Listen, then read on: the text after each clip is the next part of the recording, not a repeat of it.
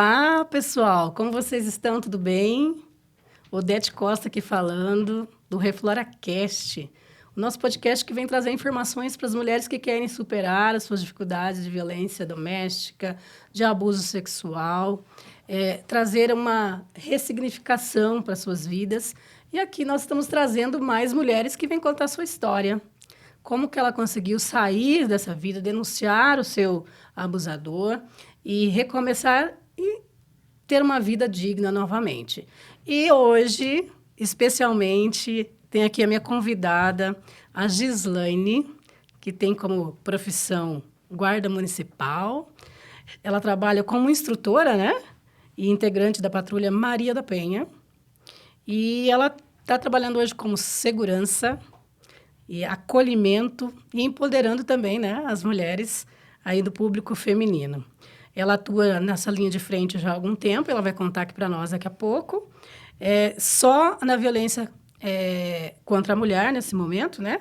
E ela veio aqui para contar a história para inspirar outras mulheres, que é a ideia aqui do nosso podcast. Bem-vinda, Gislaine. Conta aí para nós um pouquinho mais nesse episódio sobre a sua vida e também sobre a sua vida profissional.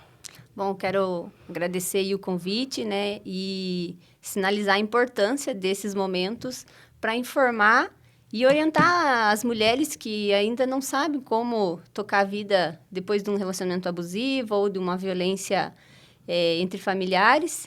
Então, é sempre importante ter esse público atento a essas informações e é muito bem-vinda essa oportunidade de estar aqui hoje falando um pouco sobre esse enfrentamento. Então, quero me apresentar, sou a guarda municipal Gislaine,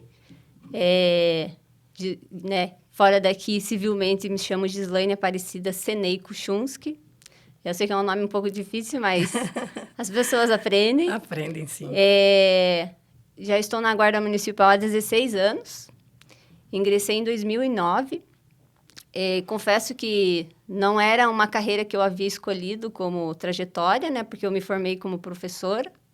Fiz magistério, sou formada em pedagogia, mas percebendo esse olhar para a segurança pública toda, eu acabei me interessando por essa área e busquei, né, a área da segurança pública voltada à guarda municipal. Sou de Ponta Grossa, então eu vim de lá para fazer o concurso e por aqui acabei ficando. É uma carreira que os pais geralmente não aconselham, não né? Querem. Não porque escolhem, eles percebem a questão do risco. Mas é uma carreira que eu acabei me identificando. E consigo, na minha carreira como guarda municipal, alinhar também essa área da docência, que ainda é uma coisa que eu carrego comigo e eu gosto bastante. Então, dentro da guarda, eu também sou instrutora. Já fui instrutora de vários cursos, né? Mas hoje, atualmente, eu trabalho mais focado na violência contra a mulher, os direitos das mulheres, esse poder de enfrentar a violência, empoderar as mulheres em vários sentidos e também instruções sobre os direitos humanos, né? Numa rede mais ampla. Então, eu sempre estou buscando me capacitar para ter sempre informações atuais para estar repassando ao público, né, que me acompanha e para as instruções que eu vou. Eu tenho uma filha de 9 anos, sou casada. A gente tenta, dentro de casa, não carregar muita informação do trabalho também para a gente não adoecer. Sim, imagina. Só que, como meu esposo também é guarda municipal, Nossa. Fica um pouco difícil, às não vezes, falar, né? Sobre o assunto não falar casa. sobre o trabalho, né? Acaba sendo uma rotina. Mas a gente consegue levar, né, isso numa boa. Uma situação assim que eu passei dentro da guarda é esse início de carreira, você não saber muito bem o que você vai desempenhar, porque dentro da guarda existem várias atividades que o servidor pode desempenhar, né? Certo. Não é só o foco na rua. Então, eu acabei me voluntariando para trabalhar numa equipe de motos, que até então, o que uma mulher quer saber de moto, né? Ainda mais na área de segurança. Parece ser mais arriscado, não é? É bem arriscado. E também tinha muito preconceito. Eu sofri várias negativas, né? Ninguém conseguia enxergar uma mulher trabalhando nessa atividade. Até que, em determinado momento, né, cederam aos meus pedidos e eu consegui trabalhar nessa atividade. Trabalhei por 6 anos. Lá... Hoje ainda são poucas mulheres? Ainda que... Então, eu fui a primeira mulher a trabalhar no grupo de motos da Guarda. E hoje tem uma mulher. Infelizmente, não é uma área que as mulheres se interessam. Né? Talvez seja devido ao preconceito. Também pelo preconceito. E a área de segurança pública não consegue trazer muitas mulheres. Entendi. Às vezes por falta de informação, de não entender exatamente o que a carreira vai desempenhar, né? E nós sabemos que nós, enquanto mulheres, temos vários problemas, né? É a questão familiar, ser mãe, ser esposa, né? E ainda desenvolver uma atividade na área de segurança, se colocar em risco o tempo todo, enquanto tem lá os seus familiares te esperando. Então, talvez seja isso que afasta um pouco o interesse feminino por essa carreira. Então... a Guarda, ela tem quase 1.400 homens, servidores, mas somos só 130 mulheres. Nossa, o número ainda é pequeno, né? É bem pequeno. Então, na verdade, não chega nem a 10%, né? O que a gente... Mas nas minhas palestras, sempre procuro estimular, mostrar para as mulheres... Que é possível, que né? é possível, que elas né? têm capacidade que elas podem para isso conseguir. Uhum. Quando você fala em ampliar, assim, essa informação, né? A gente fala muito de mulheres. Você dá palestra para homens, para juvenis, como que é? Tá passando essa informação aí, dessa necessidade de cuidados, de buscar o acolhimento, de ir lá e dizer, olha, eu estou sendo abusada, eu estou sendo violentada, como é? Nós temos vários viés de palestra e sempre adaptado ao público que a gente vai. Tem desde as crianças, né, até os idosos. Porque a violência não escolhe, né? Ela não escolhe idade, ela não escolhe cor, raça... credo, não. Ela existe em todos os contextos. Só que daí a gente adapta. Por exemplo, as crianças da rede, né, de ensino fundamental, por exemplo, quando a gente vai levar uma palestra para eles, nós procuramos adaptar com o teatro de fantoches que a Guarda Municipal tem. Eu desconheço, que legal. Porque daí é um trabalho que... Pela fala dos bonecos, é possível trabalhar a violência, alertar as crianças, como chamar a polícia, como entender a violência que o pai pratica contra a mãe, ou que a mãe exagera, às vezes, na hora de educar um filho. Então, toda essa situação é passada através do teatro de fantoches. E a gente daí consegue fazer o entendimento chegar de modo lúdico para aquela criança e sem que choque, né, aquela criança, porque você também não vai chegar lá falando dos 5 tipos de violência abertamente para um público que ainda não está preparado. Aí também tem as crianças aí, os adolescentes, então a gente adapta para eles, e a gente foca muito na questão do namoro, né, e tudo mais, que é ali que alguns indícios já começam a aparecer de violência. Eu trabalho muito isso nas minhas palestras também, de cuidado, né, aquele exagero do ciúme, então a opressão, até onde é ciúme, até onde é cuidado, né, até onde é carinho, né? Então tudo isso a gente alerta os adolescentes, e é muito comum, logo no final, algumas pessoas do público nos procurarem para sinalizar alguma coisa. Geralmente não são com elas, é com alguém. Eles não se identificam, né? a vizinha, é a amiga. Alguém. Né? Minha amiga está passando por isso, como fazer? Então, a gente foca muito nisso. Hoje, a questão do celular, né? Aquele bloqueio do celular, você não pode ter contatos masculinos, a pessoa que decide. Então, se já na adolescência está nesse nível, é interessante os dois estarem passando por alguma atividade para entender até onde o relacionamento está ok, ou às vezes precisa cessar o relacionamento, porque são pessoas que às vezes não vão se moldar, né? E se for se moldar, vai ser para sempre ou vai ser temporário só para agradar? Só para agradar. Uhum. Só que quando estão casados, a gente fala até que é uma lua de mel novamente, daqui a pouco ela acaba. Que é o ciclo, né, da violência, né? Exatamente. Que a gente fala, né? Aquela fase do tá tudo bem. Mas daí, mas é que ele me ama, por isso que ele tem ciúme, por isso que ele não... ele tá preocupado. Ele agora paga minha uma roupa, conta de luz, ele paga, né? Isso, até a roupa começa, né, interferir na roupa que usa. Falar que tá gorda, que tá feia. Isso, aí começa. Né? Então, tudo isso é sinalizado e é interessante que a nossa palestra envolve os meninos. Porque... como a maioria das violências vem por parte do gênero masculino, é sempre importante eles estarem participando, né? A gente não gosta de isolar eles nas palestras. Mesmo porque não que todo homem vai ser agressor, sim, mas ele, pelo menos, ainda vai está saber... na grande maioria, né? Ele vai saber se comportar né? Ele vai entender que aquele comportamento, às vezes, que era naturalizado na própria família... Que vinha repetindo já, isso, né? que ele De copiou avô, o pai, de o vô. É repetição de padrão, né? E Ela para pode ele cessar, né? se mudar ali e falar assim, não, peraí, se isso tá errado, na verdade nunca esteve certo, né? Mas agora existem legislações que vão coibir, vão penalizar essas pessoas. E também a gente leva muito palestra em CRAS, CREAS, empresas, né? A gente teve numa última empresa, foram mais de 1.000 funcionários em âmbito nacional, então foi uma live que foi feita para atender, porque grande parte do público da empresa eram femininas. E a gente sabe que essa questão também da mulher que sofre violência vai afetar o trabalho dela, a sociedade, a família. O trabalho onde ela Se estiver. o patrão não estiver atento e souber lidar com aquilo, a primeira coisa que ele fazer é demitir essa mulher, porque ele quer um problema a menos da empresa. Exatamente. Então, a gente também tenta fortalecer esse mercado de trabalho para entender que a mulher, o momento que ela mais precisa do emprego é o momento em que ela é demitida. Porque dela passou pela violência, a empresa não está preparada para esse acolhimento e não quer um problema na porta. Então, ele acaba dispensando. Então, a gente consegue trabalhar... É um público muito amplo, né? E também daí vai lá para os idosos, porque daí a gente sabe que eles são extremamente vulneráveis e eles acabam sofrendo outros tipos de violência também, né? Principalmente a questão financeira, que é a violência patrimonial, o cartão que fica com algum familiar, o né? neto, com e eles filho, acabam... né? E até pelo próprio cuidador. Então, é bem ampla essa rede de palestras que a gente tenta levar, mostrar o que pode, o que não pode e quais são os direitos que a pessoa tem e como ela buscar esses direitos, né? Porque a gente sabe que tem. E como que eu faço para ter acesso a eles?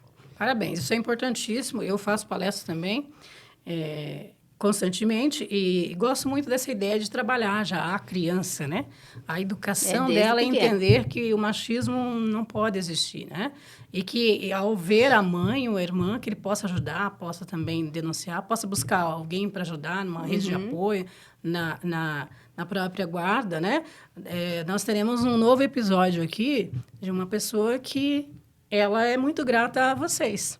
Nossa, né? Que legal. E coincidiu e hoje provavelmente vocês vão se conhecer para ela te agradecer pessoalmente em nome, né, da guarda, porque vocês acolheram ela no momento mais difícil. Então, é bom a gente saber disso, né? É bom a gente encontrar a pessoa que fala, se não fosse você, eu não teria tomado essa decisão, não teria mudado a minha vida. E, consequentemente, né, a família toda, a sociedade sofre com o não ou sim dela estar denunciando. Né? Vou parar um minutinho só aqui para falar com você sobre uma empresa que eu gosto muito, Santo Bazar, uma loja maravilhosa, fica ali na Avenida República Argentina. Olha, se você for lá, você não vai se arrepender, porque até o cheiro já dá para sentir de longe. E ela está aqui patrocinando através dos meus looks, esse é um deles, aqui no podcast, porque a dona dessas lojas, são 7 lojas que ela tem, espalhada aqui por Curitiba, ela acredita que também precisa investir nesse projeto de ajudar mulheres. Nossa, que legal. Né? Porque eu sempre falo, se nós salvarmos uma mulher, já é muito grande. Agora, se nós nos unirmos, podemos salvar muitas outras. Né? Então, quero deixar aqui a gratidão e também o telefone. A gente vai estar deixando depois o Instagram para você visitar e curtir e seguir, né? Porque é bem importante pessoas que nos apoiam. E eu quero saber mais uma coisa. Como que você contextualiza isso, né? O fato de proteção e o papel na linha de frente ali, porque eu acredito que você já encontrou casos assim que você, meu Deus, eu nunca pensava passar por isso. Como que é isso para você? Como que foi, né? Que eu acredito que tem um caso que você possa citar aqui para nós.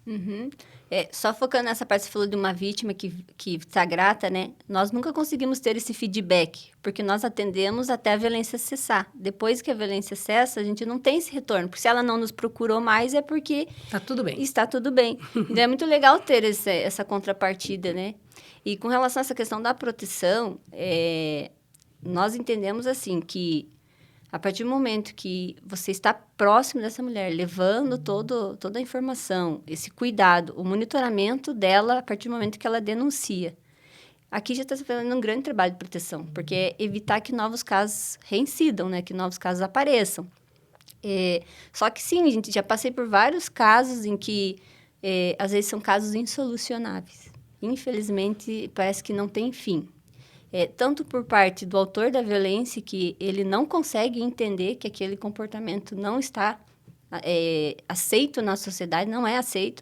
tanto quanto pela própria mulher que está em situação de vítima naquele momento. Porque são vários fatores que levam a ela a passar pela violência. Permanecer na violência, na verdade, né?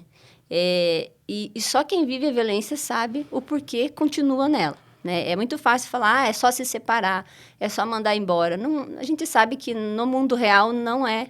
O ideal um pouquinho para falar sobre isso também, né? Eu sou sobrevivente de feminicídio e passei por tudo isso que você tá citando aqui. E, na verdade, a gente sempre acha que a pessoa vai mudar, né? Então, não, vai dar certo. Vai tentando novamente, né? E o problema que eu enfrentei depois de voltar para pegar meu carro, que estava lá já para fazer a perícia, né? A delegada me falou, poxa, mas você está tão bem, você veio para retirar a queixa, né? Uhum. E eu falei, por que deveria? Ela disse, porque 90% das mulheres fazem isso. E eu falei para ela, ainda bem que eu faço parte dos 10%. Né? Eu decidi, está decidido, é isso que tem que ser feito. Obviamente que não são todas que pensam assim e têm essa atitude. Por isso nós estamos aqui hoje para dizer que é possível. Uhum. Né? Eu estou dizendo que eu consegui, você está dizendo que várias conseguem. Sim. Que você acompanha isso muito mais. Né? Então, isso me deixa feliz, essa informação que você está passando aqui, para dizer, ó, vai lá que dá certo. Quantas já deram? Não voltaram mais é porque deu tudo certo. Porque deu tudo certo. Né? Até foi lançado na prefeitura aí, anos atrás, um livrinho chamado... Na verdade, é um videozinho, né? Tem na rede, na internet da prefeitura, que chama-se Vire a Página. Ele foi extremamente difícil montar aquilo ali, porque era colher depoimento de assistidas nossas que superaram. Então, como a gente não tem esse feedback, nós tivemos que supor que aquelas que não deram mais, que eram casos recorrentes, né, que foram batalhas difíceis de cessar, e foi cessado, pelo menos não teve mais chamado, entrar em contato com elas para recorrer e ver se tinha dado tudo certo. Aí foram essas que nós conseguimos depoimento, então no vídeo não mostra essas vítimas, mas a voz é de cada uma delas, contando um trechinho do que passaram e virando a página, né? Tocaram a vida, deu tudo certo. Gostaria que você passasse isso aí para a gente colocar também na nossa página. Sim, bem legal. Né? Que quando as pessoas buscassem, já tivesse também essa É um videozinho bem rápido, mas ali traz algumas ocorrências nossas, né? Que foi feito um recorte, e a voz delas mesmas falando, porque uma coisa é eu ouvir falar de uma vítima, outra coisa é ela mesma falando ali de um caso específico, né? Que ela passou de violência. Então, como é difícil ter esse feedback, mas que bom que superou. Quer dizer que, sim. Mesmo porque a demanda... É um trabalho que deu certo, exatamente, né? Entre a vítima e a guarda municipal, né? Sim. Sinal de que funcionou. Funcionou. E o sistema deu certo. Assim, a demanda de violência, infelizmente, é exorbitante. É exorbitante, né? A gente Eu vi aqui que vocês já atenderam mais de 90 mil casos. Exatamente. Mais de 90 mil casos, mais de 15 mil medidas protetivas. Casos em que, igual eu falei, são insolucionáveis, mas em que a gente não deixa de estender a mão, né? Até ela estar pronta para denunciar, para realmente seguir adiante sem aquela violência. Porque, às vezes, denuncia, desiste, dá um voto de confiança, mas aí são 20, 30 votos de confiança. Devido às ameaças, né? Ela acaba voltando. Volta, a questão financeira, né? Apoio familiar, né? Porque aquela coisa, vai lá e denuncia que eu te apoio. A hora que ela denuncia, então, na minha casa não cabe, né? Lá não dá, já tá cheio. Então, cadê o círculo, né? Cadê essa rede de apoio que ela precisa? Porque não basta só o serviço. Né? Hoje tem um aluguel social, hoje existem tem alojamento, casa de passagem, que pode abrigar essa mulher, mas não é a casa dela.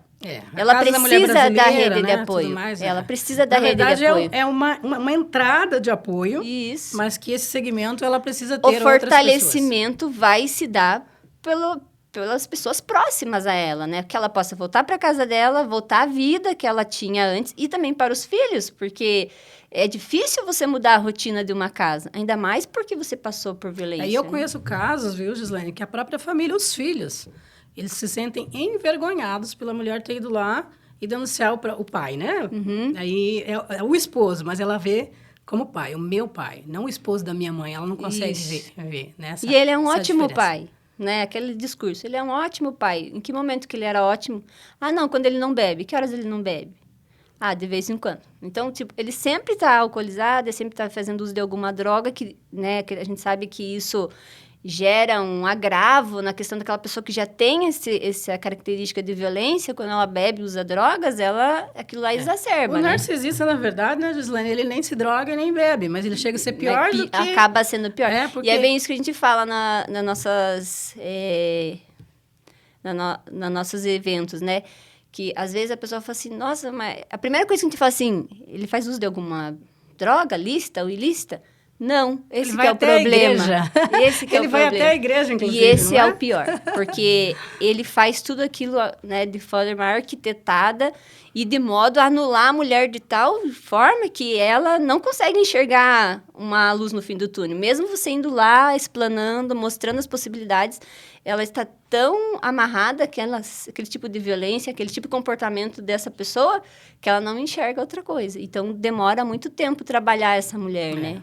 Mas a gente não desiste, né? Eu quero te dar um recado para as mulheres agora. Mulher, você que não confia em você, acha que você não é capaz, que você não merece, nós estamos dizendo aqui que é possível. Estou falando aqui com a Gislaine, que acompanha as mulheres praticamente diariamente, e ela vê que as mulheres conseguem sair desse ciclo, conseguem refazer suas vidas. Então, se elas conseguem, você também consegue. Se eu conseguir, você também consegue. E a gente está aqui para esclarecer ainda mais algumas coisas.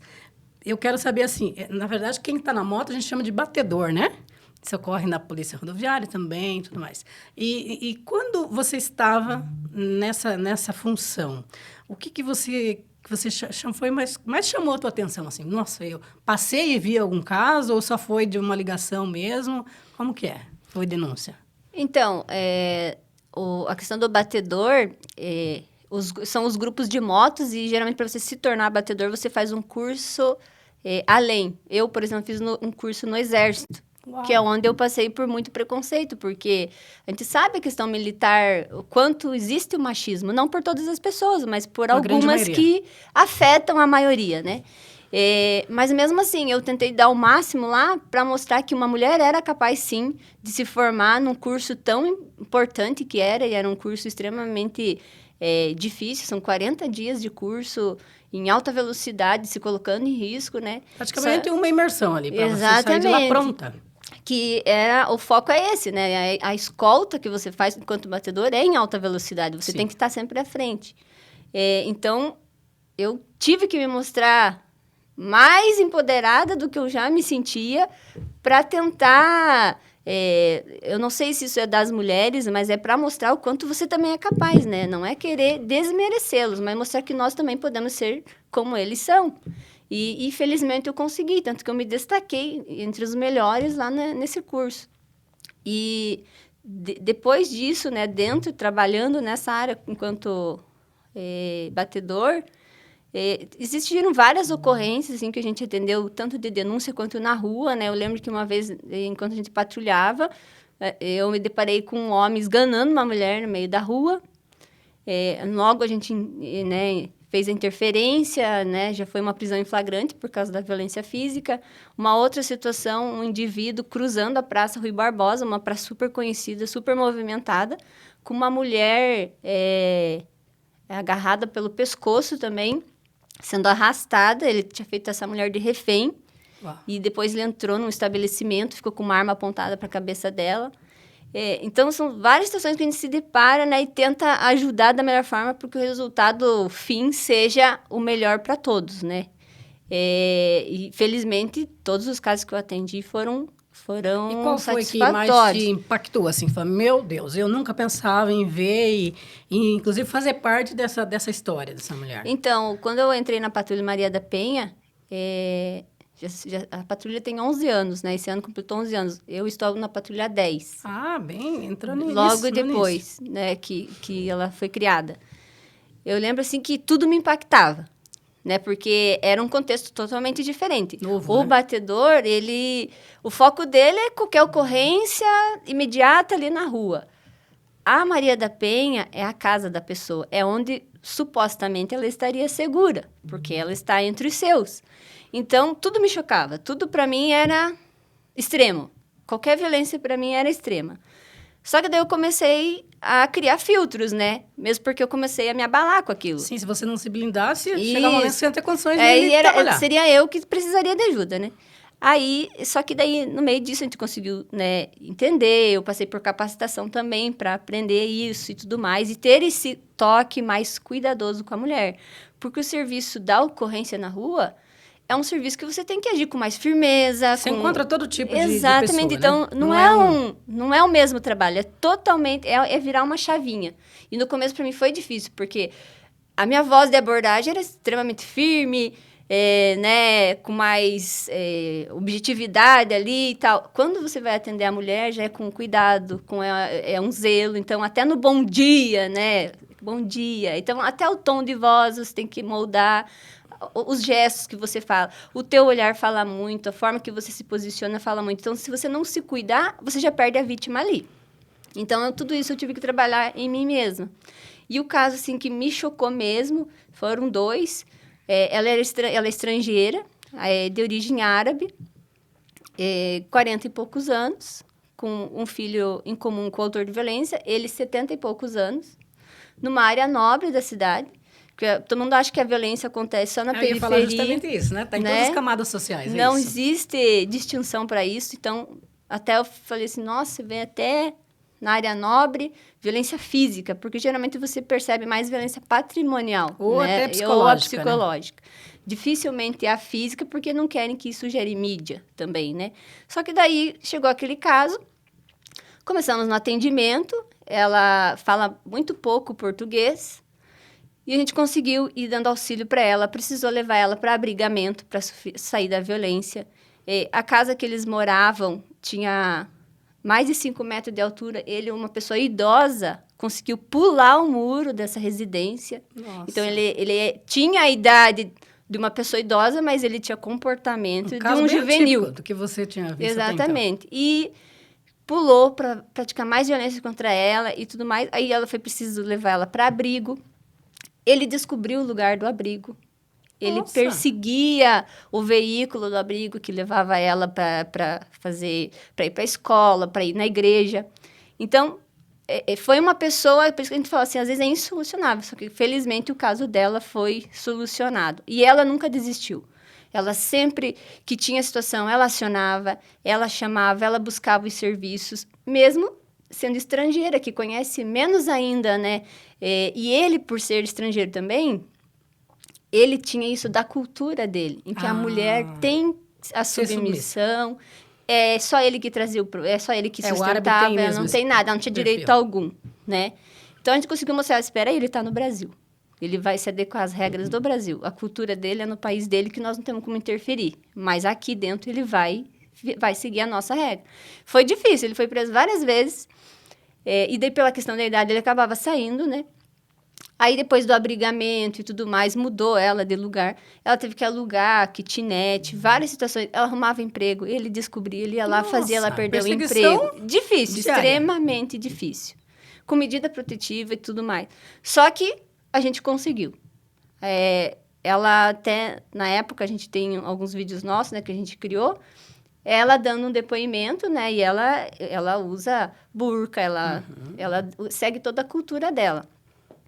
Ela dando o depoimento da filha dela, falando assim, mamãe, os seus anjos da guarda conseguiram ajudar a gente. Que lindo, né? Então, até a criança, né, consegue perceber que a mãe não estava num contexto legal, né? Então, foi um caso bem emblemático. E um outro caso assim, que me chamou muita atenção, eu não cheguei nem a ter contato com esse caso, porque dentro do nosso serviço, a gente tem um serviço de rede, que é todos os serviços municipais que a gente se organiza, a gente leva um caso emblemático, aquele caso que a gente não está conseguindo resolver, e leva para essa organização em rede. Lá está saúde, educação, conselho tutelar, todos os órgãos da rede estão lá. Um caso que chegou era uma criança que estava com comportamento fora da normalidade e a escola sinalizou que alguma coisa não estava legal ali e levou para o estudo. Aí, nesse estudo, cada um leva o que sabe sobre aquela pessoa, sobre aquela família, aquelas pessoas que estão envolvidas. E ali a gente conseguiu levantar aqui o que aconteceu com o menino. Ele estava com várias falhas no cabelo, né, aqueles buracos de cabelo, porque E daí todo mundo achava que ele estava perdendo cabelo por estresse, por Alopécia, nervosismo, né? algum problema de saúde. Até que nesse levantamento de informações, a gente conseguiu verificar o que acontecia. Toda vez que ele ia passar os finais de semana com o pai, a mãe já estava separada, né? Tinha toda aquela situação, mas o pai ainda tinha direito, né? Como pai, para levar essa criança. Só que a justiça não sabia o que acontecia, né? Envolvendo a criança. Por isso que permitia. Por isso que permitia. Por enquanto, a violência estava só com a mãe. E aí a gente conseguiu, fizemos, não foi na primeira, foi na segunda, até conseguir todas as informações. Aí nessas entrevistas com a própria criança, a escola, o conselho tutelar, tudo, a gente conseguiu descobrir o motivo daquele cabelo. Um trabalho em conjunto exatamente. Que chegou a essa O que conclusão. acontecia? Ele, na hora que ele dormia, ele se escalpelava. Porque era o estresse que ele passava, era tão extremo que ele arrancava os cabelos sem perceber, dormindo. Então, por isso eram os buracos no cabelo dele. Aí, levantando toda aquela situação, foi verificado que era porque ele era abusado sexualmente pelo pai. Então, era uma coisa assim que, por muito tempo, assim, eu fiquei levando na minha cabeça. Como pode, né? Você se pergunta como por o quê? pai foi capaz, né, de fazer. E como a mãe não estava conseguindo perceber, ele estava dando sinais muito evidentes que as coisas... Ele chorava muito quando o pai ia buscar. Ele fugia de casa e era um menino de 8 anos. Mas ele não conseguia falar para a mãe porque o pai ameaçava. Claro. Né? Então, esse foi o caso assim, que mais me chocou, porque envolvia a mãe, mas a mãe não tinha informação, ela não conseguiu perceber, porque ela estava tão preocupada com a violência que ela sofreu, porque ela entendia assim... Não, ele me bateu, eu não quero ver mais a cara dele. A gente entende essa anulação. Ela não fazia a leitura do filho. Isso, ela estava só fazendo a leitura da violência que ela sofreu, que ela não queria contato com ele, mas ela não estava entendendo que a violência já tinha se estendido, né, ao filho, que aquilo estava acontecendo ou por represária, ou aquilo já acontecia até durante o relacionamento. E ela não estava vendo. Né? Então, são coisas assim que a gente leva, tenta apagar, mas não apaga, né? A chavinha, a gente tenta virar a chavinha. Quando se fala de criança, né? A gente Exatamente. sofre um pouco mais, porque eu sempre falo que, na verdade, não tem quem os defenda, né? Uhum.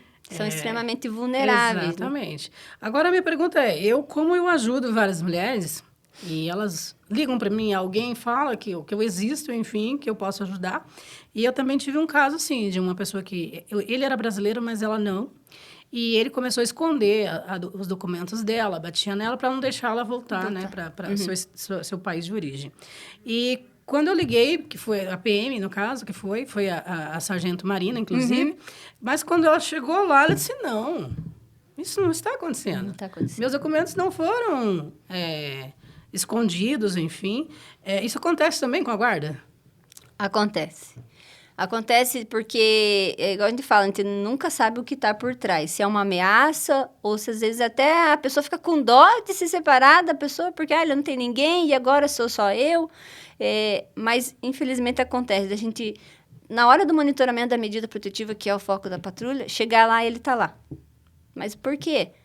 Não, nós reatamos, né? Vou dar uma chance para ele. Foi um caso extremamente isolado de 10 boletins de ocorrência. Né? Mas a gente trabalha aquilo. Chegar lá, assim, a denúncia de cárcere. Os parentes denunciam, né, que está encarcerada. A gente vai até lá. Realmente, tem um cadeado no portão, mas a porta está aberta. Não é um cárcere. Aparentemente, né? Não seria um cárcere. Mas aí você chama, a pessoa não sai te atender mesmo com a porta aberta. Quando vem, não preciso mais de vocês, já está tudo bem. Deve ser os vizinhos que estão, né, não gostam da gente. E geralmente, quando é assim, a pessoa, ela começa a virar nômade, porque ela não para em lugar nenhum. Porque onde as pessoas começam a denunciar a violência e a polícia começa a bater na porta, o autor de violência, ele não quer essa mídia. Então, ele começa a migrar para outras casas, mas ele para evitar que ele seja preso, exatamente. E a mulher vai junto, né? Ela acaba acompanhando. Querendo ou não, ela vai, né? Ela vai acompanhar o parceiro dela, mas, infelizmente, ainda é uma realidade a negativa, né? De não conseguir naquele momento. Por isso que o profissional que vai atender precisa estar capacitado. Certo. Então porque, às vezes, no que ela está verbalizando, ela está falando da violência, mas não com as palavras violência. E o corpo fala também, né? O corpo fala. Então a gente tem que fazer uma leitura muito clara disso, né? Tem que estar bem preparado. Sinais que ela dá, até na hora da ligação, né? Hoje está muito comum pedir pizza, pedir um táxi. Então, todos os profissionais ligar para Copel, como se fosse para Exatamente. Copel, né? Então, o profissional que está lá atrás, ele não pode desmerecer aquele... Ó, a senhora ligou errado, que não é da Copel.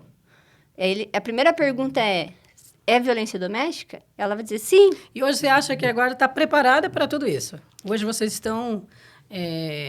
fazem cursos constantemente para isso? Como que é? Já tem aproximadamente 5 anos que nós inserimos... a Guarda Municipal ela passa anualmente todos os servidores, desde o guarda até a extrema chefia, por capacitações exigidas, né, em lei. Então, anualmente, todo mundo tem que passar por essas capacitações. E todas elas têm a grade de direitos humanos. Então, são vários viés. Mas a gente sempre leva sobre a violência contra a mulher, porque, querendo ou não, é uma das maiores números de ocorrências que a gente atende, né? É a violência contra a mulher em vários sentidos, né? Importunação sexual, dentro de casa, na rua e tudo mais. Então, a gente sempre leva e tenta capacitar. Também por quê? Para que a gente tire o preconceito, né, daquele servidor que a gente sabe que, mesmo na área de segurança, algumas pessoas vão fazer o julgamento. Mas o que vocês querem que eu vá fazer lá? Em briga de marido e mulher, não se mete a colher, né? Então, ainda tem esse velho ditado e as pessoas levam isso à risca. Ou vão lá e daí acontece isso, a mulher nega, fala assim, por que ficam chamando se... não é para seguir adiante, né? Faz a gente perder tempo. Então, tudo isso a gente conseguiu trabalhar nesses 5 anos e posso dizer para vocês que foi uma melhora em 80% que a gente já atingiu. Há muito a se fazer porque é um trabalho que não cessa, as violências se renovam, os comportamentos mudam, mas a violência... E não está mudando para melhor. Não, infelizmente, triste, não né? É para melhor. Então, precisa dessa capacitação e a gente sempre insiste anualmente, né, em levar isso, como é o tratamento, na hora da condução, jamais colocar essa mulher junto com o agressor dentro do mesmo veículo, porque a gente sabe que a violência vai continuar acontecendo na presença do guarda ali, então a gente tem todo esse cuidado com a mulher, né, de separar ela do autor de violência.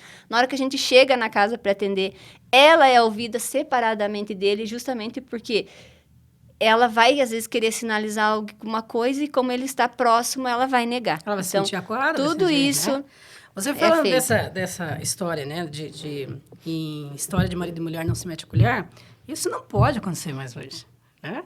Eu trabalho muito a violência psicológica, seja ela física, seja ela patrimonial, que ela tem que acabar, que alguém vai saber dessa história. Uhum. Seja uma pessoa mais próxima, seja uma vizinha, ela vai ter uma confidente.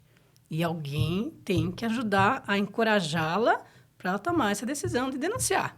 Né? Por quê? Nós vamos deixar as pessoas morrerem ou nós vamos salvar vidas? Exatamente. Parece que ninguém se importa mais com o outro. Mas se eu fizer alguma coisa, eu vou ser prejudicado, mas aí...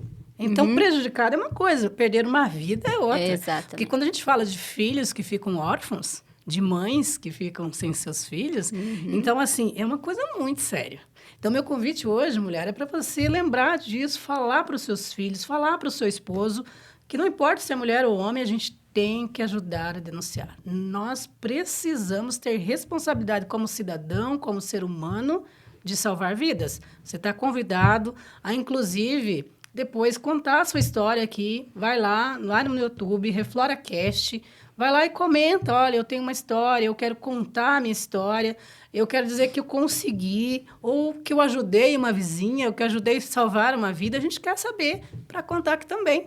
Isso é importante, né? É importante. O resultado disso, que é a informação e superação, vem de histórias, né? E a gente espera sempre que sejam histórias boas, que acabem felizes, né? Porque você teve alguma história que não deu certo, a pessoa morreu e você ficou sabendo, como que foi? Tem alguma história assim? Ó, igual eu falei, a patrulha tem 11 anos. Até o 6º aniversário, mais ou menos, da patrulha, a gente, enchia de orgulho, falava assim, em 6 anos de patrulha, nunca tivemos nenhum caso de feminicídio que era monitorado pela patrulha e tudo mais. Infelizmente, a realidade mudou. Nós hoje temos 4 casos, né, em que eram mulheres que eram assistidas e que, infelizmente, foram vitimadas, né, com a situação do feminicídio por vários contextos, né?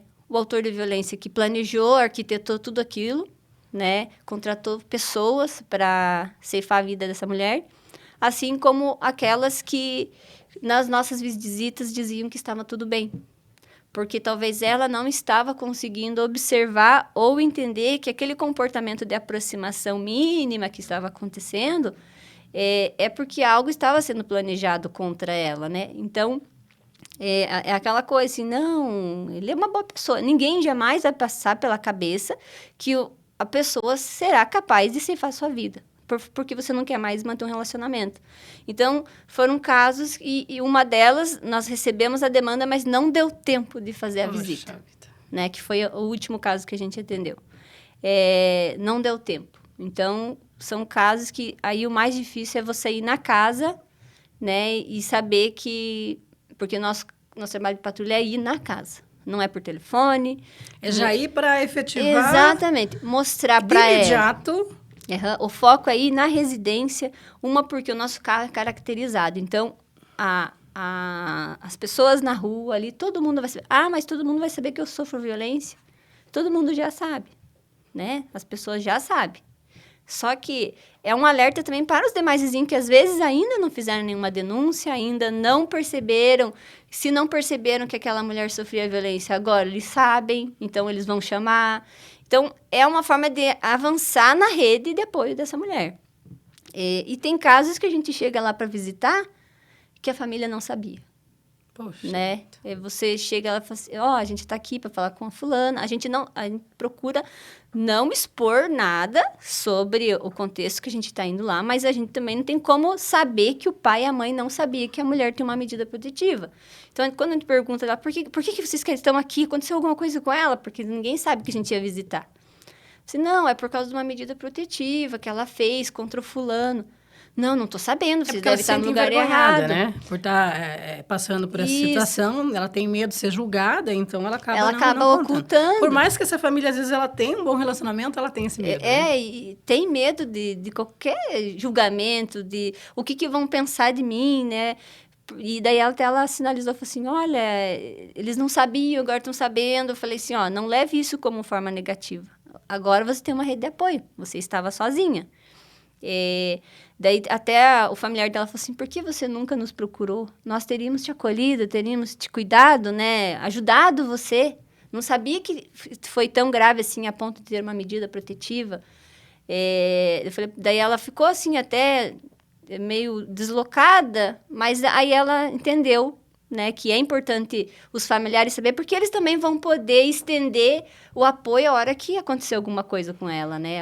Essa pessoa se aproxima. No Brasil se fala muito em direitos humanos, né? Uhum. E as pessoas ficam cobrando lá de pessoas que estão no poder político, enfim, em grandes cargos, né? Porque elas não fazem as coisas.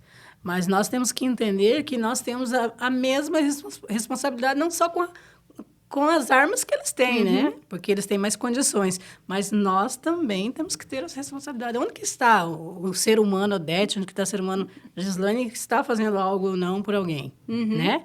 E quando se fala, assim, de violência patrimonial, que a gente fala agora que está em todas as camadas, né? A gente pensa muito que você vai ficar sem seu patrimônio, né? Eu, por exemplo, fiquei sem meu patrimônio. Mas a gente também tem que lembrar dessas mulheres que elas não conseguem fazer o seu patrimônio porque eles não deixam trabalhar. Isso. Né? Então, dá a impressão, assim, que ele é bonzinho, que ele paga as contas, enfim, mas é uma forma de deixar ela em cárcere privado, ela submissa a ele, dependente, de todas as formas, né? Seja emocional, que tem a codependência já, que acontece muito, e também a financeira, né? E essa questão patrimonial pega muito, porque às vezes prefere viver no contexto da violência, mas daí ela pensa, eu vou me separar. Eu às vezes não trabalho, a minha renda às vezes não vai ser suficiente para manter meu padrão de vida ou para manter uma escola de filho. Os meus horários de trabalho não vão ser condizentes a atender a demanda do filho na escola. E vai ficar com quem depois se arrumar um emprego. Então, são várias situações aí. Acaba que se anula como mulher, deixa, às vezes, de se qualificar, porque agora resolveu ser dona de casa, e é um direito de cada uma. Se está bem assim, está tudo bem, mas não se perca nesse caminho de ser dona de casa. Se mantenha atualizada, busque capacitações para melhorar o seu próprio eu. Né? Conhecimento nunca é demais. Faça um curso. Tem tantos cursos online hoje. Existem formas de você não trabalhar fora, mas estar se atualizando. Exatamente. Né? Porque você, apesar de ter um relacionamento saudável, você precisa ter o cuidado com você mesma. Né? Não é só pra cuidar manter, do marido, né? do Porque, filho, às da vezes, casa. isso acaba não mantendo o relacionamento justamente porque ela não se cuida. Ela se anula para cuidar dos filhos, do esposo e da casa, para que quando todo mundo chegar, tá tudo certo, tá tudo limpo, tá tudo cheiroso, né? A gente vê alguns vídeos, né, na rede que as mulheres precisaram passar por um trauma, uma depressão, para elas irem se cuidar. Mas elas já deveriam estar cuidando dela, cuidar da autoestima, cuidar da aparência. Uma prevenção, né? como tudo na vida, Exatamente. Não esperar acontecer uma tragédia para a gente, né, dar um estalo na vida assim, agora eu vou me cuidar. Não, tem que se cuidar sempre. Você tem que sempre estar pronta, porque nós mulheres passamos por problemas diariamente. Né? Pode não ser no contexto familiar, mas pode ser no contexto profissional. Isso acontece Pode mesmo. ser na rua, num assalto, dentro de um ônibus, numa importunação sexual. Então, nós não estamos exímios a sofrer violência em qualquer outro âmbito que não seja doméstico. Então, nós precisamos estar preparadas para como se defender, como agir, como pedir socorro em qualquer contexto que a gente seja inserida. Né? Dentro do ambiente de trabalho, o assédio sexual, o assédio moral, né? Às vezes a implicância, porque a mulher chega atrasada, porque deixa o filho na escola, precisa sair mais cedo. De novo, né? Desse jeito eu vou ter que mandar embora. A criança fica doente, né? Ah, mas o teu filho vive doente. Sim, vive doente, tem problema de saúde. Então, são coisas que a mulher também precisa estar preparada com conhecimento, né? Eu falo assim, você tem que estar armada. Eu falo assim, nossa, mas eu posso comprar uma arma? Não, armada de conhecimento, né? Conhecimento... Munida de conhecimento. Munida de conhecimento, porque se alguém vier com uma situação arbitrária contra você, você saber a resposta adequada dentro da lei, que vai te trazer amparo também, né? O patrão não pode simplesmente te mandar embora, né? Porque eu chego atrasado. Isso não é motivo, né? Com o colega acontece a mesma coisa. Então, são várias situações que a gente consegue trabalhar com essa mulher para mostrar para ela que ela não pode se isolar, que ela tem que estar atenta o tempo todo, né? Então, são vários focos que a gente tem que trabalhar na mulher, né? Para ela poder se empoderar. E não ficar esperando que os outros vão ficar o tempo todo fazendo. Três principais que não tem como ser diferente. A mulher, como ela vai fazendo tudo isso que você acabou de citar, ela vai perdendo a sua identidade como mulher, né? Então, saber sempre quem é. Se eu não sei, vou procurar, eu vou voltar às minhas origens, mas eu tenho que saber quem eu sou, né? Exatamente. Depois que eu sei quem eu sou, ninguém vai falar para mim que eu não sou capaz. Eu já sei, pode o mundo falar que eu não sou capaz, mas eu sei. Mas eu sei porque então, eu me conheço. Eu me levanto e vou e faço acontecer, né? E terceiro, merecimento. Porque a pessoa que está ao seu lado fala tanto que você não merece, né? Que você acaba acreditando. Então, também o terceiro passo é esse. Eu mereço sim. Se outros merecem, eu também mereço. Então, eu vou procurar mudar para eu saber que até o que Deus me dá, um amigo, um vizinho, eu quero sim. Eu aceito porque eu mereço. Né? Porque eu sou uma pessoa especial, eu sou uma pessoa única, e para isso eu preciso aceitar, sim, ajuda. Porque eu vejo muito nesse contexto que você me falou, assim, meu Deus, mas eu pedi ajuda? Não, imagina, não posso fazer isso. Né? Achando que pode fazer tudo sozinha, e não dá. Eu estou dizendo porque eu passei por isso, e se não fossem as pessoas que me ajudaram, eu não tinha denunciado. Eu teria vivido com ele para o resto da vida, como ele havia dito. Né? Você não me denuncia, e a gente vive o resto da vida juntos e está tudo certo. É tão fácil, né? Assim, eu bato em você, eu te espanco, tento te matar, mas você não denuncia e eu te faço esse favor, né? Exatamente. De continuar com você. Nossa, sou bonzinho, né? Então, a mulher tem que tomar essa atitude. Eu sei que não é fácil, mulher, mas a gente precisa buscar. Existem várias formas. Tem a GM, tem a PM, tem o vizinho, tem o amigo, tem um psicólogo. Você precisa contar a sua história para alguém e ficar vulnerável a falar, não, eu preciso de ajuda. E eu vou pedir para você me ajudar. Ou alguém, eu sempre falo, se não tem alguém que sabe, ele vai procurar alguém que sabe. Mas vai ajudar. Você estava falando, assim, né, de casos que eu atendi, agora eu me lembrei de um, assim, que... É que daí a gente acaba ficando cascudo, né? Acho que é essa a palavra. Sobre a violência que já nada mais choca. Tudo é tão extremo que já não nada mais choca, tudo é sério. É um caso de uma mulher que chegou agredida, né, lá na Casa da Mulher Brasileira, trouxeram ela na nossa sala. Ela estava com lesão, estava machucada. Aí, no relato ali dela, falou que o marido bate nela, ela fugiu de casa e onde deu para ela chegar foi cair ali. Aí, beleza, fui consultar o nome dele. Ele já tinha sido preso no interior do Paraná por ter matado a ex-mulher, a martelada, e deixado o corpo dela escondido embaixo da cama. Nossa. E essa mulher que estava lá pedindo socorro sabia disso. E assim mesmo quis ter um relacionamento com ele, sabendo, porque ela era do mesmo lugar dele lá, da mesma cidade, que era um caso que repercutiu extremamente na cidade, era uma cidade pequena. Quando ele saiu, da cadeia, ela começou esse relacionamento com ele, e mesmo sabendo que ele era um feminicida, né? Então, o quanto a mulher se anula, né, a tal ponto de achar que aquela pessoa ela vai mudar ele. Ela é tão capaz que ela vai conseguir mudar o comportamento. E eu falei para ela, mas minha senhora, ele já está fazendo com a senhora exatamente o que ele fez com a ex-mulher. Que, né, daí tinha as fotos. Ele amarrou essa mulher, ele primeiro torturou ela extremamente, o mais absurdo possível, numa cadeira, até que ele matou ela martelada. Falei, a senhora sabe de tudo isso e não está enxergando, o seu corpo está trazendo a resposta.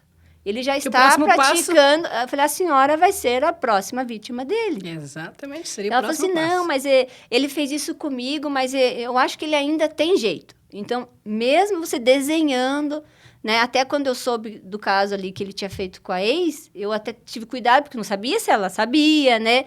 Aí ela mesma já foi falando, eu falei, nossa, ela sabe e tá nesse contexto. Então, até onde vai a cegueira nesse sentido de não conseguir perceber a violência que está acontecendo, nesse caso tão extremo, né?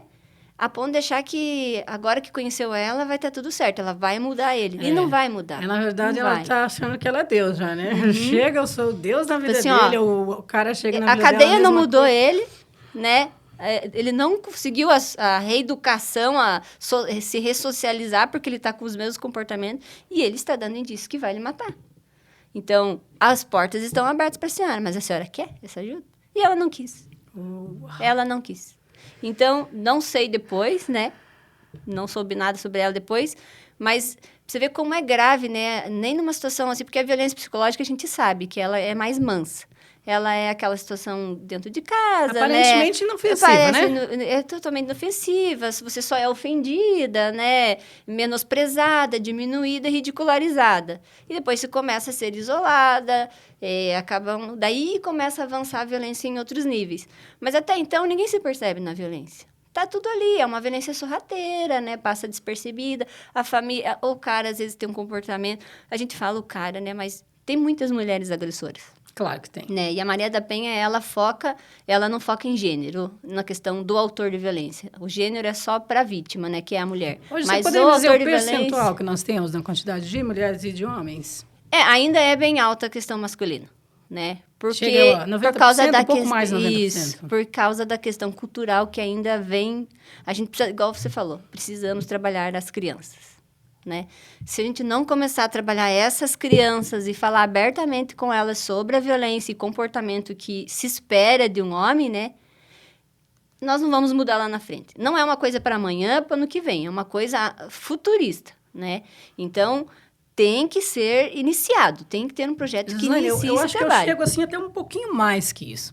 Eu sempre penso que deveria acontecer a palestra para as mulheres grávidas. Olha aí. Para que quando nascer o filho, ela não dá o carrinho só para o menino, para não dar a bonequinha só para a menina, ela não dá o fogão que é só a mulher que vai cozinhar e a vassoura para a mulher que vai cozinhar. Né? Nós estamos em outro século, em outro modo de vida, com outras tecnologias, mas que isso não pode acontecer mais. Exatamente. Né? Porque ele já vai crescer num contexto diferente, a hora que vira essa palestra vai ser um complemento, né? E ele vai tomando caminhos diferentes e eu acredito que nós vamos ter um resultado melhor. E você vê, nessa questão de expor isso desde lá a gestação, muitas mulheres são machistas. Então, elas acabam passando para os filhos o comportamento que elas receberam de casa, né? Você não pode limpar, você não pode lavar. Menino não chora, né? Já fazer um menino forte, corajoso, porque mulher é covarde, né? Mulher não é corajosa. Já começa por aí. A menina vai fazer qualquer coisa, é um bibelô, né? Parece que vai quebrar, parece que é frágil. O menino, homem não chora, homem tem que ir pro quartel. Felizmente, hoje as mulheres também podem servir o quartel. Ainda bem, eu faz falo, alguns anos, né? Eu falo, Uma, nossa, dois. desde a minha adolescência era meu sonho ter servido, porque eu sempre achava muito interessante essa área, né? E hoje isso é possível. Tá pequeno ainda, né? São pouquíssimas vagas. Mas somente em um dia de inscrição foram mais de 25 mulheres que buscaram o alistamento militar. Ou seja, nós estamos mais interessadas que os próprios homens. E quando, na verdade, a gente tem que trabalhar junto, né? Mas é legal ter tido essa oportunidade das mulheres, né? É facultado, né? Não é obrigado o alistamento feminino. Mas já é uma possibilidade de colocar essas mulheres também dentro dos quartéis. Quando a gente vê mais essa divulgação do próprio quartel, né? Postando, nós temos vagas para as mulheres também. É sinal de que alguém lá dentro também já viu essa necessidade. Já viu a necessidade de mudar. Né? Porque esse conjunto, né, do olhar da mulher com o homem que é diferente, aí ele se complementa e as coisas têm tendência a acontecer melhor. O sucesso vai ser com certeza garantido, né? Não que não seja, mas tudo pode que ser mais alinhado... eficiente. A gente sabe a necessidade do contexto, do cuidado que a mulher tem, com às vezes a força do homem, né? Voltando à questão da patrulha, para aproveitar esse eixo, na patrulha nós trabalhamos sempre em dupla. E é um homem e uma mulher. Porque a gente entende o contexto do cuidar, que geralmente, né, na grande maioria das vezes, vem da própria mulher. Então, a patrulheira, a mulher, tem aquele olhar, tem aquele cuidado com a outra. E mulher se conhece, né? Então, às vezes, às vezes o guarda não percebeu, a mulher fez a leitura, percebe. a mulher já faz... E temos guardas muito sensíveis à causa que...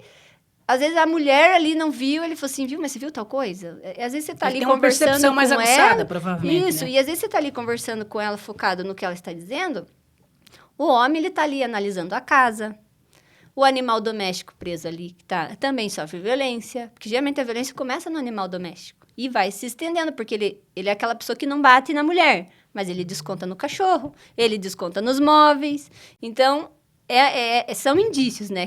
E ele vai fazendo essa leitura, às vezes, de outro contexto. A casa, às vezes, está totalmente desleixada. Por que está desleixada? A mulher que sofre violência vai querer uma casa arrumada? Se ela já está sofrendo violência, ela já não está bem.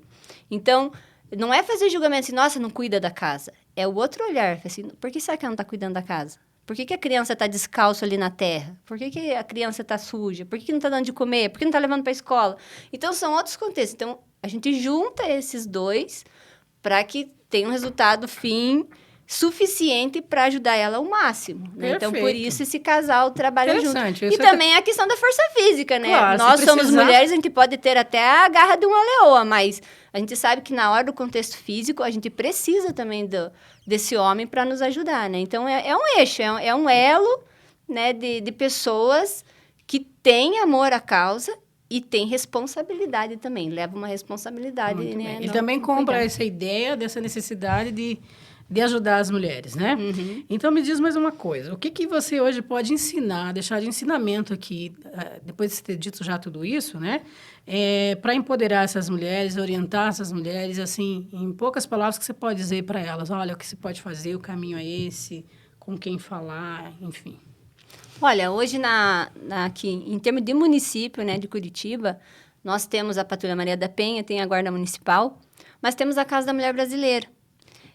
Lá tem todos os serviços que a mulher precisa, desde apenas uma escuta qualificada com o setor psicológico, quanto a delegacia, defensoria pública, ela é exclusiva para mulheres que sofrem violência, então ela sai daquela fila imensa da defensoria e ali ela tem um trabalhando exclusivo só para violência doméstica. Só que informação importante, o Ministério Público, o juizado, né? Então, todos esses serviços estão lá dentro exclusivamente para esse foco, para esse público. Infelizmente, não há Casa da Mulher Brasileira em todos os lugares, mas para quem não tem a Casa da Mulher Brasileira, busca a delegacia mais próxima. O CREAS, o CRAS, as guardas municipais, as polícias militares, rede de apoio, alguém no serviço, né? Então, são vários lugares que a mulher pode buscar. O que importa é para essa mulher é não sentir-se sozinha, é não ficar vivendo a violência sozinha e não naturalizar mais essa violência, porque ela foi naturalizada até hoje. Então, hoje é o dia do basta. Essa mulher tem que dar um basta, tem que seguir à frente. Os percalços, haverão obstáculos no caminho, né? O fato de denunciar não significa que a situação já está resolvida. É muito bom deixar bem claro isso, porque às vezes fala assim, eu fiz a medida e não aconteceu mais nada. Ele está te incomodando? Não. Então, está funcionando. Você não precisa ver as coisas acontecer. Às vezes, elas acontecem de forma natural, né? Eu fiz a medida e ele ainda me incomoda. Então, você precisa dar... O que ele está fazendo contra você? Vai denunciar. Porque a medida protetiva, o juiz, a polícia, não tem como saber que a situação não foi resolvida somente com a medida protetiva. É você que tem que informar. E a gente também tem que entender, assim, a ponto de empoderar você que está em casa. Existe toda essa rede de apoio, mas só depende de uma única pessoa e é você. Se você não está pronta ainda, nos busque aqui a Odete, busca alguém que tenha uma referência para lhe passar sobre essas informações. Às vezes, só o fato de você desabafar o que aconteceu já é extremamente suficiente para você virar. Né? Nós estamos aqui para acolher, tanto eu, como eu trabalho, como o seu, primeiro é acolher. E depois saber como buscar essas soluções. Né? Então, eu todos os dias eu encontro alguém, tá, que sofreu ou sofre violência, e a gente vê que ainda existe aquele medo de falar. Quando eu primeiro falo, eu sou sobrevivente de feminicídio. Eu fui vítima, mas não me faço de vítima. Isso, é uma frase muito importante. É uma coisa que eu levo para a minha vida. Né? Eu fui vítima, mas tem gente que leva toda a vida dela, mas eu passei por isso. Passei sim, mas foi resolvido. Ele faz parte do meu passado. E agora eu preciso seguir em frente, e não só por mim. É para minha família, para meus amigos e para outras mulheres. Ser Eu preciso fazer diferença na vida de outras pessoas também. Então, eu acho muito interessante como você lidar, que aqui a gente está falando o quê? De se conscientizar disso. Né? Que a conscientização é uma prevenção, é isso? Exatamente. Você vai conseguir prevenir desde que você saiba tudo que você está passando, saiba tudo que vai acontecer com você se você não ter essa prevenção. Então, às vezes é no comportamento, é na forma de me comportar no externo, né? Atravessando uma rua, mexendo no celular, sem estar atenta ao trânsito, ao local que eu estou passando, dentro do ônibus. Então, às vezes, nós acabamos nos negligenciando, né? E o comportamento... E nós somos, querendo ou não, vulneráveis o tempo todo. Então, se nós pudermos nos policiar nesse sentido de cuidado, a gente sabe que nós somos mulheres, né? A gente vai passar, igual eu falei, tudo de novo. Mas se nós estivermos atentos, nós vamos perceber aquela violência que está para acontecer. Eu estou passando por um caminho que o terreno baldio, escuro. Evitar. Eu devo entrar ali? Não devo. Ou não devo? Eu devo ir com alguém? Eu devo sinalizar? Buscar formas de se manter segura. Isso é prevenção. Você prevê que algo possa acontecer de ruim e cuidar. Isso é uma coisa que acontece diariamente, né? As pessoas não estão ilesas, como você disse, mas também nem alheias às informações. Porque isso está todos os dias divulgado na mídia, dizendo que aconteceu com alguma mulher. Então, eu preciso ver. Eu estou numa situação parecida com aquela? Opa, então eu já tenho que fazer alguma coisa. Exatamente. Você às vezes está vendo o risco. Exatamente. Mas tem que tomar atitude. Eu tenho que prevenir, né?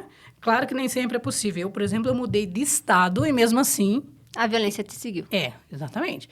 Mas quando aconteceu isso, que ele foi preso, e eu sabia que ele disse, olha, se você me denunciar, eu volto, mato você, mato suas filhas. Então, eu pensei, eu tenho que ir embora já para outro estado. Eu não posso ficar esperando que essa violência venha até mim.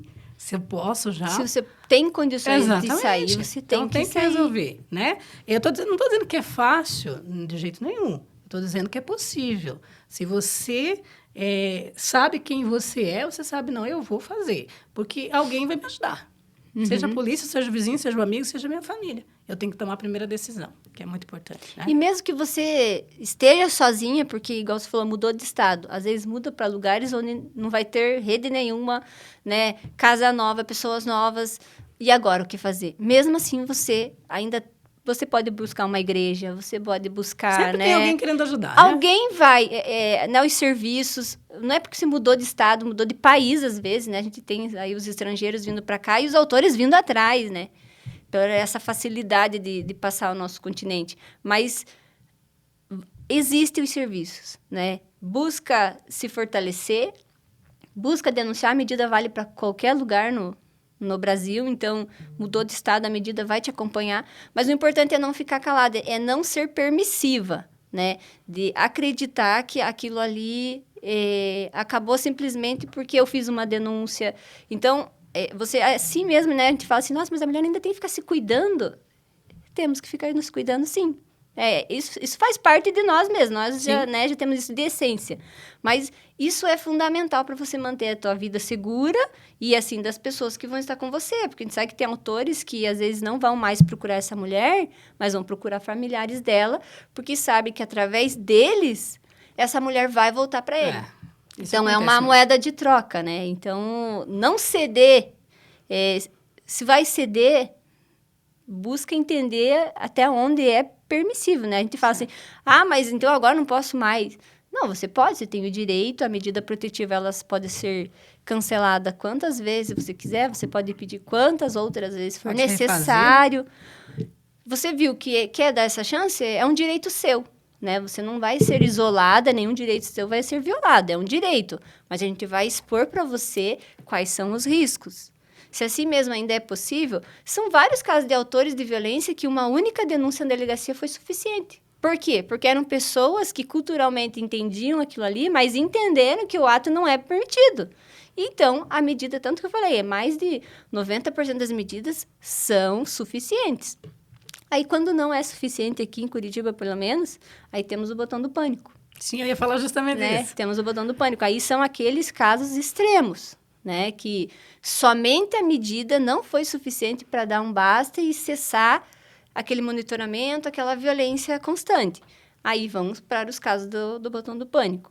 Que a maioria desconhece, tá? Que a maioria desconhece. Eu fiz uma pesquisa e realmente é assim, eu não sei se chega a 2% que conhece essa informação.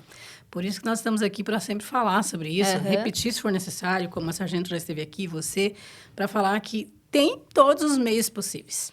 Para você ver como todos os órgãos estão se empenhando, né, em criar palestras, em fornecer o servidor para participar de eventos como esse, dispor na mídia e de criar esse extremo momento que é o botão do pânico, né? Que a gente fala assim, nossa, mas até que nível precisou criar agora um botão do pânico? Infelizmente, tem casos que precisam do botão. Para ser mais rápido e eficaz, para ser mais rápido. Porque o celular é o primeiro instrumento a ser subtraído na hora da violência. Tanto naquela violência que é a primeira, a segunda é uma das últimas. A hora que deu a briga, eu vou pegar um aparelho, já vai ser um tapa no celular, já vai jogar na parede, vai tomar de você. Então, o celular geralmente não te dá esse aporte, né, necessário. Só que o botão é só para caso que a mulher, né, hoje, como ele é um número reduzido, então hoje ele é somente para mulheres que têm esse caso extremo.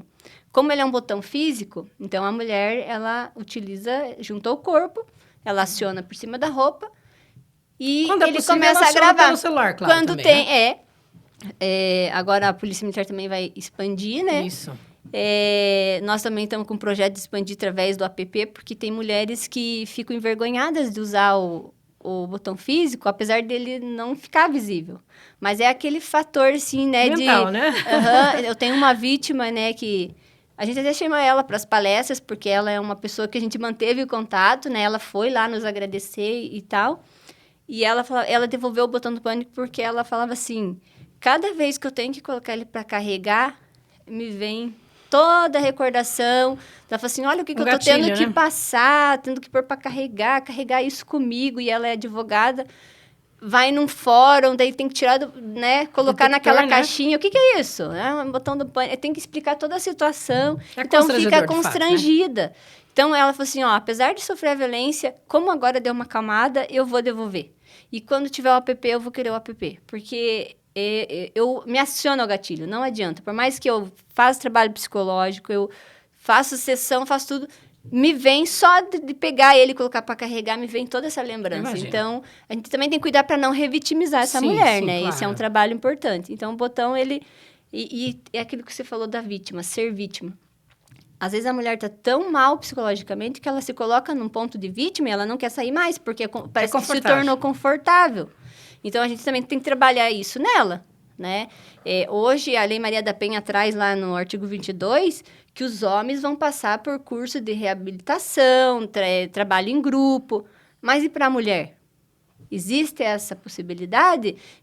Quem oferece essa possibilidade? Porque ela, assim, ele precisa desse trabalho, porque ele precisa entender que aquilo, né? Que ele não pode continuar... Que não está certo. Nesse... Mas e ela, para ter um amparo depois da violência? Ela precisa desse trabalho psicológico também para trabalhar mentalmente. Sair da situação de vítima, né? Ela estava em situação de vítima. Exatamente. Ela não é uma vítima. Exatamente. Eu trabalhei muito na minha vida e ajudo as mulheres a trabalhar também. Para a gente finalizar aqui, qual a mensagem que você quer deixar para as mulheres que estão em situação de violência ou já estiveram, né? Além do que você já falou, só para assim sintetizar isso, né? Dentro dessa realidade que a gente está vivendo hoje, que é um percentual altíssimo, né? Cada dia aumenta mais. O que você diz assim para elas hoje? Deixar aqui uma mensagem especial. Olha, o que eu quero dizer é: seja forte, seja resiliente, não desista e busque a rede de apoio.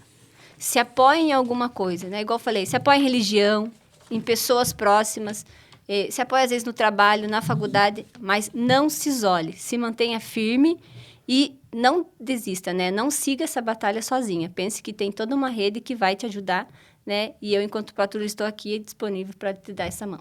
Muito bem. Eu quero agradecer grandemente por você ceder um tempo do seu trabalho, da sua vida, por estar aqui. Eu acho que eu fui muito privilegiada, porque quando eu liguei lá, eu falei direto com o seu chefe, ele disse assim...